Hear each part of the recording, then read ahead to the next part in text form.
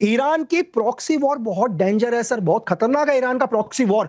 अगर American army होगी, American army का पहला काम क्या होता है? Defence and hit. इनका काम डिफेंस एंड हिट नहीं होता सर, एडवांस एंड एक्सप्लोड। दुनिया समझ जाएगी। ये जब मैं वहां जाऊंगा तो मेरी बॉडी के A to Z कपड़े उतार दिए जाएंगे सर। मेरी बॉडी में कुछ भी नहीं होगा, मेरी बॉडी में लॉकेट भी नहीं होगा, वॉच भी नहीं होगा। मुझे नए कपड़े दिए जाएंगे पहनने के लिए, फिर मैं जाऊंगा। ईरान की प्रॉक्सी वॉर बहुत डेंजर है सर, बहुत खतरनाक है ईरान का प्रॉक्सी वॉर।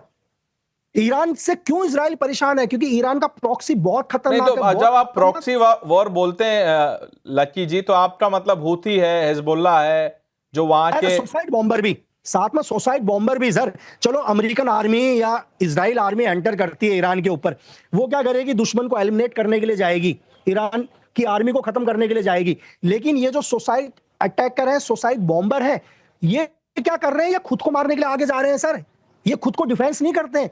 अगर अमेरिकन आर्मी होगी, अमेरिकन आर्मी का पहला काम क्या होता है? Defence and hit. इनका काम डिफेंस एंड हिट नहीं होता सर, एडवांस एंड एक्सप्लोड। मेरी बात समझ लो, ये जाएंगे अमेरिकन आर्मी को उसमें अपने आप को ब्लास्ट कर देंगे सर। इनको तो मरना, लेकिन लेके जाएंगे। तो उसका ये बात डोनाल्ड ट्रंप को भी पता है कि अगर मैंने ग्राउंड ऑपरेशन किया तो मुझे बहुत नुकसान होगा ईरान के अंदर। जब हम 10 लोगों ने आपस में बात करी होगी, चाहे मेरे वही सोर्सेस आउट ऑफ इंडिया है, चाहे कहीं भी रहे होंगे, जब उन्होंने मुझे पूरा का पूरा चीजें बताई होगी, तभी मैंने चीज बोली है। ऐसा नहीं है कि मैंने ये चीज 30 तारीख को बोल दी।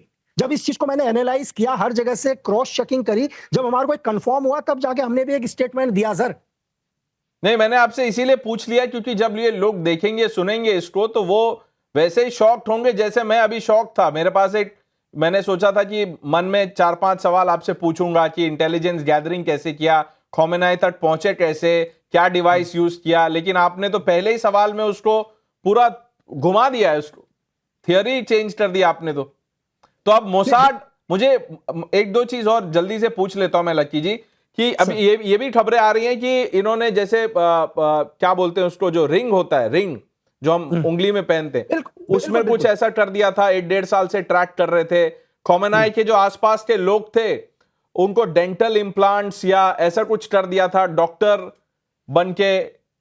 सर मैं आपसे बहुत छोटे में एक चीज समझाऊंगा।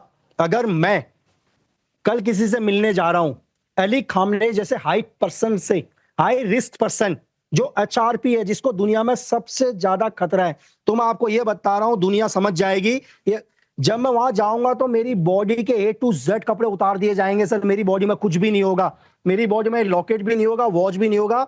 मुझे नए कपड़े दिए जाएंगे पहनने के लिए, फिर मैं जाऊंगा। अब आप बता दीजिए बॉडी के अंदर। अब कोई लोग ये बोलेंगे कि बॉडी के अंदर भी चीर के बहुत सारी में ज्यादा चीजें हम, क्योंकि हर देश का अपना क्या होता है सर, एक नेशनल सिक्योरिटी होती है हर देश की।